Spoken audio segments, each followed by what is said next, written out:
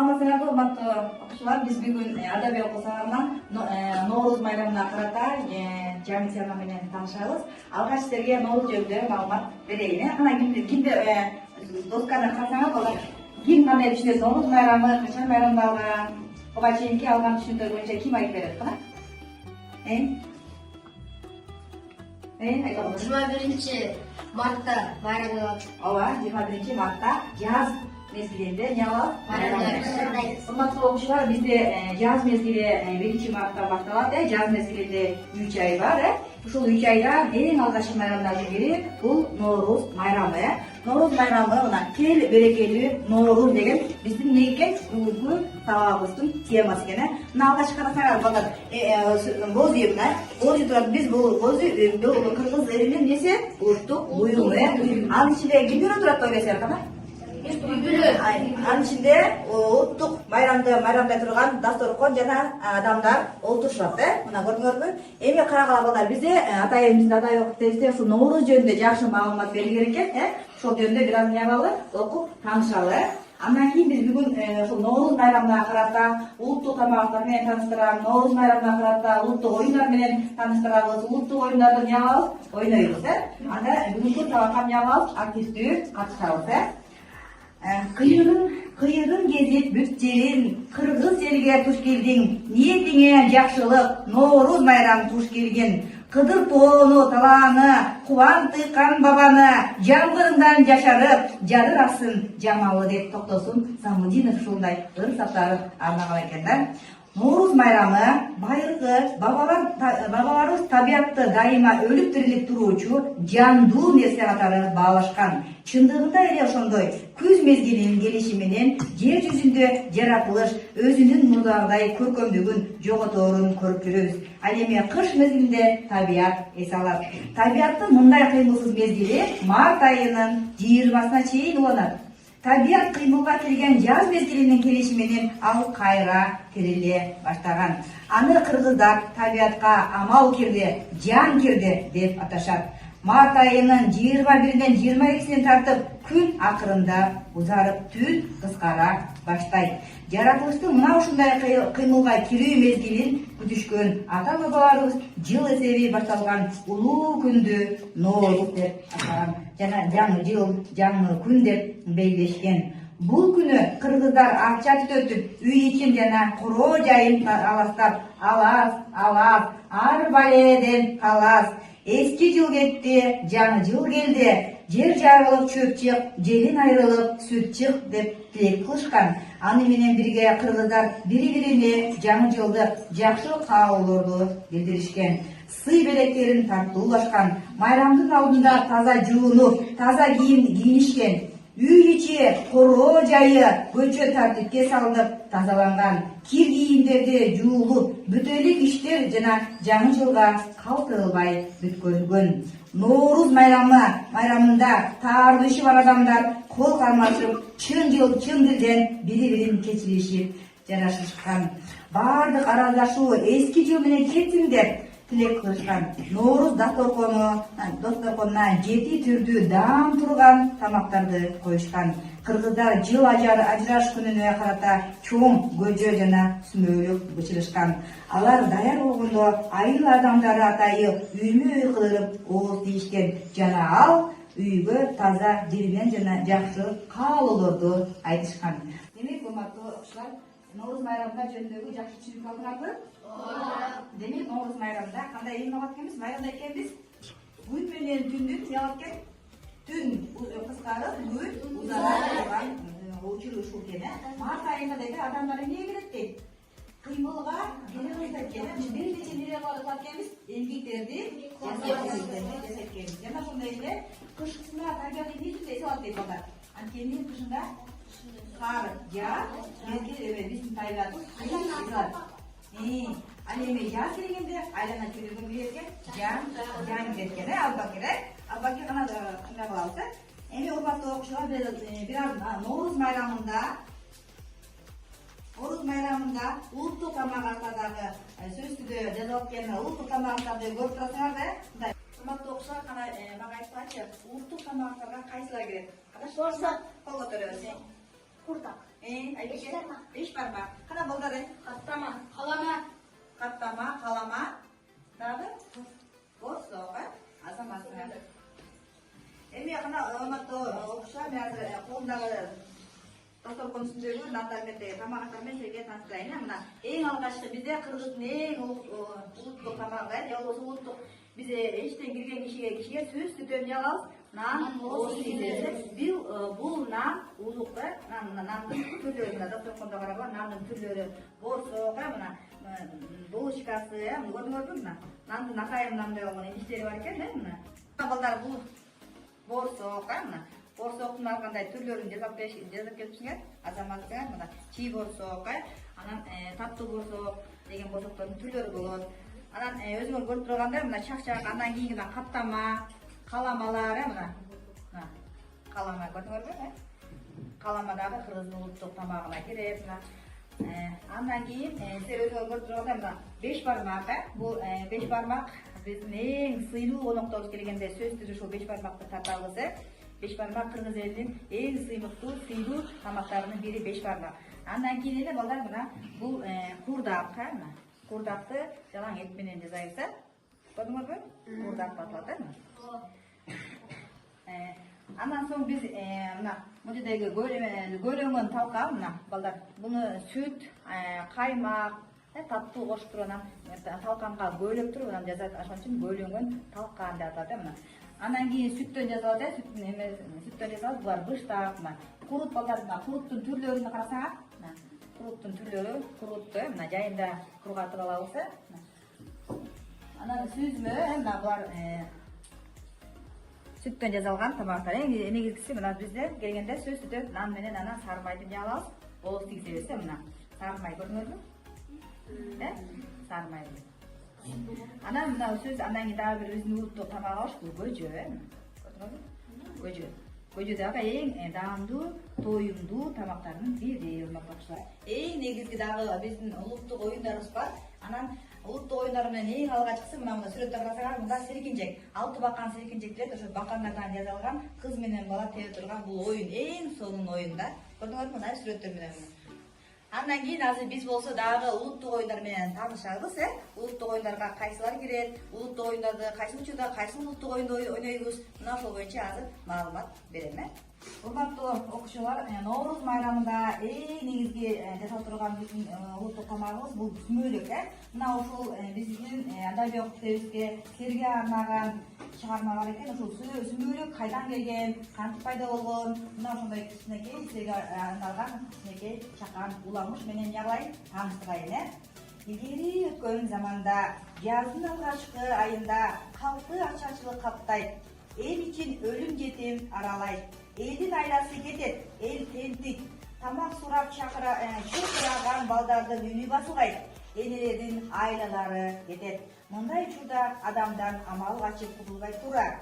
Ар кимиси колдорунда болгон тамак астарын ортого чыгарышат. Бирөөсү бир чымчым ун, экинчиси бир кашык майын, үчүнчүсү бир уч талканын, дагы бирөөлөрү 3-4 кагын чогултушат. Тамак аш чоң казандын жарымынан болот. Ага толтура суу куюлуп, от жагылып, казан асылат. Ал кайнайын деп калганда кызыл чиедей 9 баласын ээрчиткен жесир аял келет.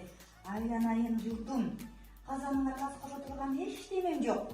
Мына 9 тоолок таштан башка эч нерсе таппадым. Жок дегенде мына бул 9 балама ырыскы болуп кошо турсын деп казанга салат. Ал жакшылап демделип муздалгандан кийин идиштерге салынат. Андан кийин ширелүү, касиеттүү тамакты сүмөлөк деп аташкан. Аны жаш кары дебей сөмөлөр менен илип жешет. Ал бир айга жетет. Халк ач-качыктан аман калат. Ушул жылы эгин жакшы чыгат, мол түшүм алынат. Халк токсулукка жетишет. Кийин сүмөлөк жаңы жылды тосуудагы салттуу тамакка айланган. Урматтуу окуучулар, мына азыр силерге дасторконду көрүп тургандай тамак аштар менен бир таныстырайын. Бул силер көрүп турган тамак аштын баардыгы улуттук тамак аш, кыргыз элинин улуттук тамак ашы болот. Окуучулар, мына менин колумдагы кеселе сүмөлүк бар. ата бабаларыбыз жанагы мен адабий окуу чыгармасында окуп бергенде бул сүмөлөктү илгертеден жасап жешеткен да. Сүмөлөк ден соолукка абдан пайдалуу. Эң алгачкы сүмөлөккө ооз тийип жатканда мына алгач чыпалабыз менен ооз тийесиңер э. Кана сен да ооз тийип көрчү чыпалаң менен. Чыпалаң менен. Чыпалаң менен эң азамат. Кана?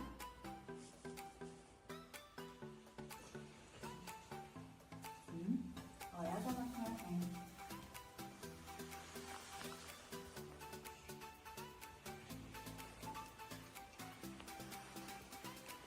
Ана баары сен чыпалабызды салып ооз тийесиң. Оң кол менен тийесиң. Стоп.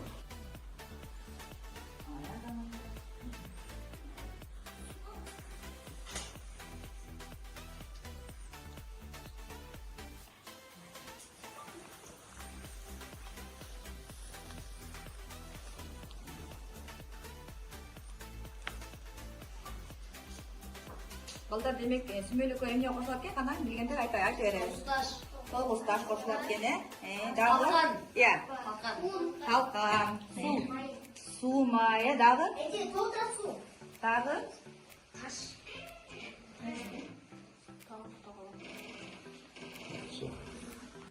Балдар, Нооруз майрамында дагы биз улуттук оюндарды ойноп келгенбиз. Буга чейин дагы көптөгөн оюндарды ойношкон ата-бабаларыбыз. Ошол ата-бабаларыбыз ойногон оюндардын бири менен тааныштыра кетейин. Ал тогуз коргол. Тогуз корголдун негизги улам эмеси менен легендасы менен тааныштырайын.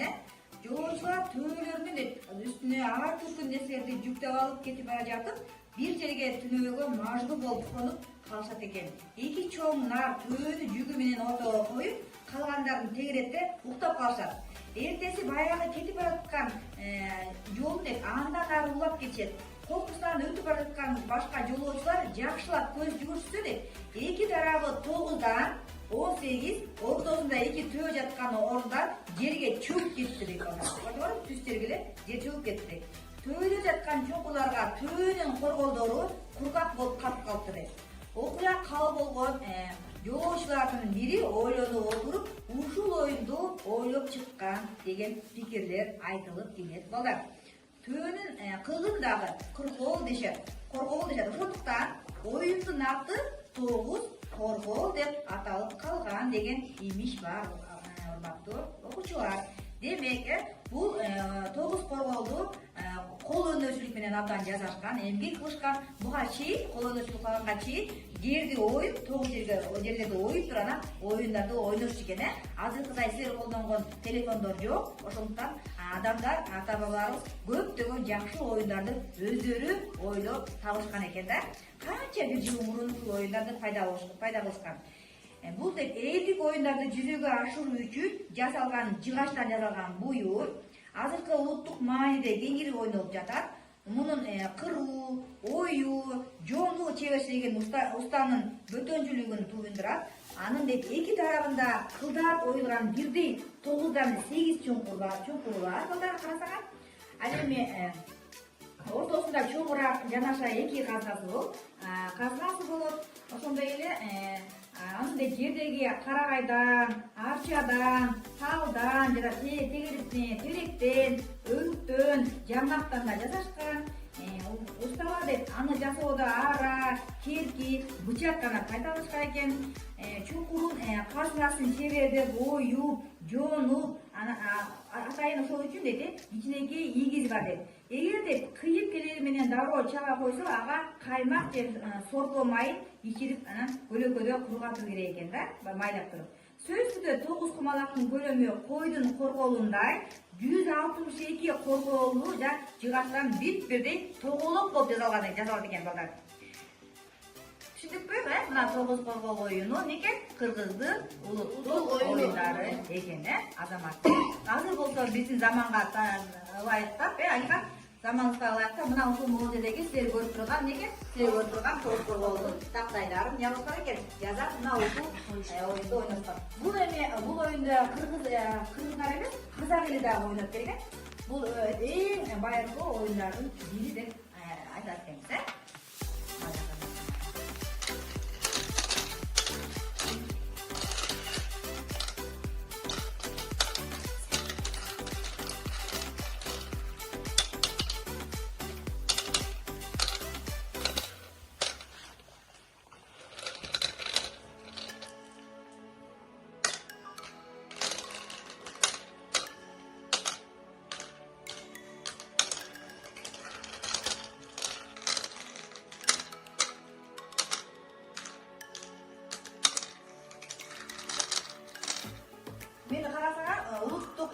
аяктардагы бизде эң чоң ролду ойнойт кыргыз элинде. Бизде улуттук идиш аяктарды ата бабаларыбыз колдонуп келген. Кымыз саклашкан, көкөр деген идишке мына чөйчөк, азыркы айткан тилин айтканда чыны, жаргылчак, бул жаргылчакка биздин ата бабаларыбыз буудайды майдалап уун кылып жасашкан. Анан кумган сөзсүздө бет жууп, же болбосо кыргыз элинде тамак, сый тамак тартылганда колго суу куйганда көмөдөгү кумганды пайдаланышкан. Анан чаначка сөзсүздө бээни саап келгенден кийин бээнин сүтүн куюп, анан уялган чанач менен кымызды даярдаганга мүмкүнчүлүк түзүлгөн. Көрдүңүзбү мына? Мунун баардыгы кыргыздын мискен улуттук идиш аяктары. Мени карасаңар, улуттук идиш аяктардагы бизде эң чоң ролду ойнойт кыргыз элинде. Бизде улуттук идиш аяктарды ата бабаларыбыз колдонуп келген. Кымыз саклашкан, көкөр деген идишке мына чөйчөк, азыркы айткан тилин айтканда чыны, жаргылчак, бул жаргылчакка биздин ата бабаларыбыз буудайды майдалап уун кылып жасашкан. Анан кумган сөзсүздө бет жууп, же болбосо кыргыз элинде тамак, сый тамак тартылганда колго суу куйганда көмөдөгү кумганды пайдаланышкан. Анан чаначка сөзсүздө бээни саап келгенден кийин бээнин сүтүн куюп, анан уялган чанач менен кымызды даярдаганга мүмкүнчүлүк түзүлгөн. Көрдүңүзбү мына? Мунун баардыгы кыргыздын мискен улуттук идиш аяктары. Андан кийин улуттук каада салттарга бизге билесиңер, бала жаңы төрөлгөндө эмнеге салабыз? Бешикке салабыз. Андан кийин бешик той болот. Анан тушоо кесебизде тушоо той болот. Анан сүнөт той алабыз. Анан кыз узатабыз. Анан чоңойгондо эмне алабыз? Баары келин алабыз. Мына ушунун баардыгы улуттук экен каада салттар. Ой азаматыңар. Балдар, биз Ноорuz майрамында сөзсүздө майрамдык маанай тартуулаш үчүн илгери ата бабаларыбыз бууз ит дешкен да. Бууз ит бул эң бизге мындай жыйнап кайра тегип курал да, биздин эң жакшы куралыбыздын деги оокатыбыз буюмубуздун бири. Анан эми карасаңыз, бууз ит деген экиге бөлүнөт да, бууздун ичи. Оң тарап, анан сол тарап. Аял тарап, анан эркек тарап болуп бөлүнөт. Анан эми сөзсүздө бул ички жазалгасы да болгон урматтуу окуучулар. Ички жазалгасына карасаңар, ички жазалгасында биздин улуттук баш кийимдерди кийип коюшкан, улуттук буюмдар астында камчылар ийилген, улуттук баш кийимдерге кайсылар кетет десеңер айтайын, үкү топу, тебети, чепке, белдемчи, мунун баардыгы улуттук кийимдер болуп аталат, урматтуу окуучулар. Эң негизгиси биздин башыбыз, баш кийимибиз эмне? Калпак. Ал эми апаларыбыз эмне кийген? Апаларыбыз элечек кийген. Мына ушундай силер көрүп тургандай, сүрөттө көрүп тургандай улуттук кийимдер сөзсүздө ушундай майрамдарда кийилет. Анан эми сөзсүздө улуттук аспаптар да унутуп калбайлы балдар. Балдар, кана улуттук аспаптарга кайсылар кирет? Комуз,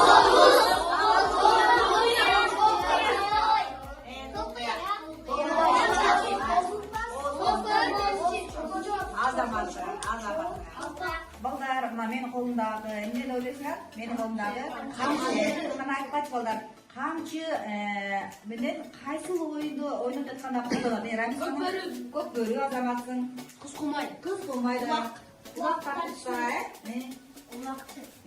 мына ушул камчыны дейт, биз сөзсүздө ат менен ойноо турган оюндарда бул камчы бизге керектелип экен. Камчыны бир гана эркек балдар колдонот деген ойдон алыс болуп, камчыны кыздар дагы колдонгонго болот.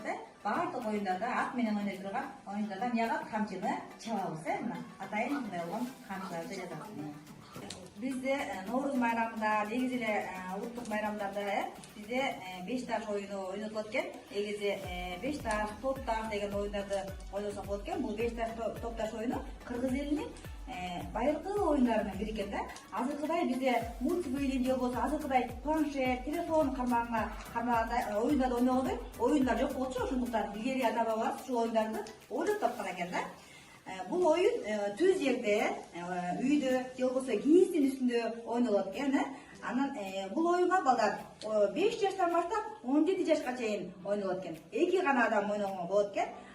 15 таш болсо 5 таш кылып ойногонго, түз жерге ойногонго ыңгайлуу оюндар экен. Көрдүңөрбү? Биз азыркы оюнубуз ушул 5 таш жана топ таш оюндар экен. 5 таш оюну ойнотулат экен. Негизи 5 таш, топ таш деген оюндарды ойносок болот экен. Бул 5 таш, топ таш оюну кыргыз элинин байыркы оюндарына кирген да. Азыркыдай бизде мультиплеер же болбосо азыркыдай планшет, телефон кармаганда оюндар ойногондой оюндар жок болчу. Ошондуктан илгери ата бабалар ушул оюндарды ойлоп тапкан экен да. Бул оюн түз жерде, үйдө же болбосо кийиздин үстүндө ойнолот экен. Анан бул оюнга балдар 5 жаштан баштап 17 жашка чейин ойнолот экен. Эки гана адам ойногонго болот экен. 15 жаш же болбосо 5 жаш кылып ойногонго, мына түз жерге ойногонго ыңгайлуу оюндар экен. Көрдүңөрбү? Биз азыркы оюнубуз ушул 5 таш жана топташ оюндар экен, түшүндүңөрбү?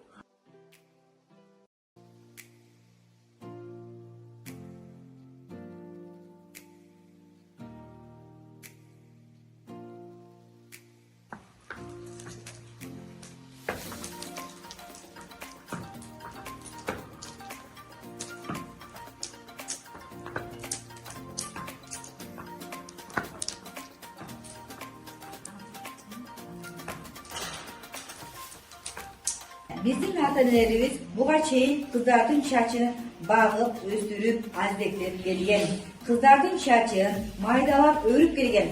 Кыздардын чачын экиге өрүп, чачтарына айран менен жууп, жылкынын сөөгүн кайнатып, аны менен жууса, чач жылтырап, сүлкүлдөп, куулуп калат кыздар. Өсүүгө жардам берет. Чачты өрүп бүткөндөн кийин учуна пахтадан ак билик тагып коебуз. Ак билик тагуунун негизги максаты багын ачылсын, өмүрү узун болсун, мындан ары дагы чачын жакшы өссүн деген тилек менен тагылат.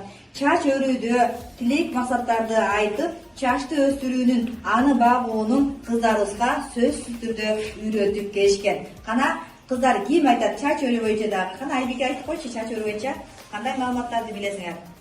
Кичинекей кезде бизде кыздардын чачын эки өрүп кыркы өрүп коюшчу экен. Алар чоңоюп турмушка чыгып атышканда эки өрүшчү экен.